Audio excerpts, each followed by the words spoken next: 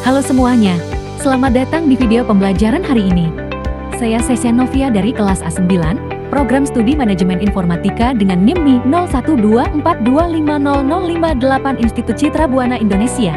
Dalam kesempatan ini, saya mengajak teman-teman untuk menjelajahi dunia sistem berkas yang menarik di bawah bimbingan dosen pengampu yang luar biasa, yaitu Ibu Herlina Maures, AM. Pada mata kuliah sistem berkas ini, kita akan mengupas tuntas apa saja komponen-komponen utama yang membangun sebuah sistem berkas. Siap untuk menjelajahinya bersama saya?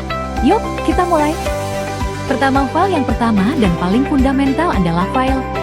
Bayangkan file seperti sebuah kotak atau wadah digital yang menyimpan kumpulan data atau informasi yang saling berhubungan.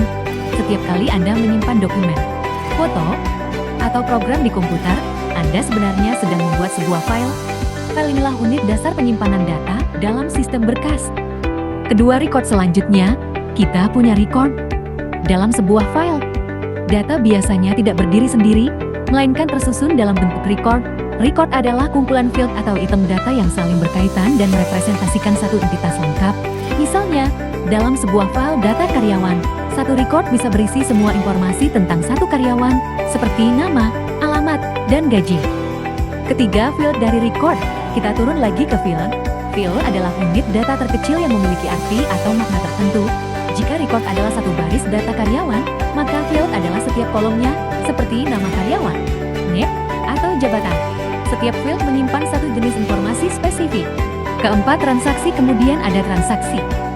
Transaksi merujuk pada serangkaian operasi yang dilakukan pada data, yang dilihat sebagai satu unit kerja yang utuh. Contohnya, saat Anda melakukan pembelian online, proses mulai dari memilih barang, memasukkan alamat, hingga pembayaran adalah satu transaksi.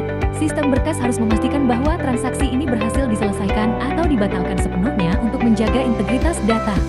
Kelima, report. Komponen selanjutnya adalah report. Report adalah hasil keluaran atau output dari sistem yang menyajikan informasi yang telah diproses dalam format yang mudah dibaca dan dipahami.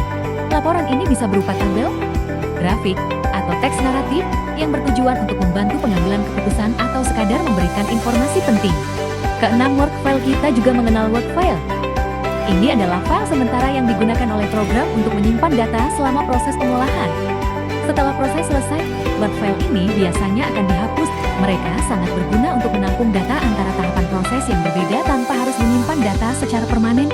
Ketujuh, program file. Tak kalah penting adalah program file. Ini adalah file yang berisi instruksi-instruksi atau kode program yang menjalankan suatu aplikasi atau sistem. Tanpa program file, komputer tidak akan tahu bagaimana cara memproses. Kedelapan, text file. Selanjutnya, text file.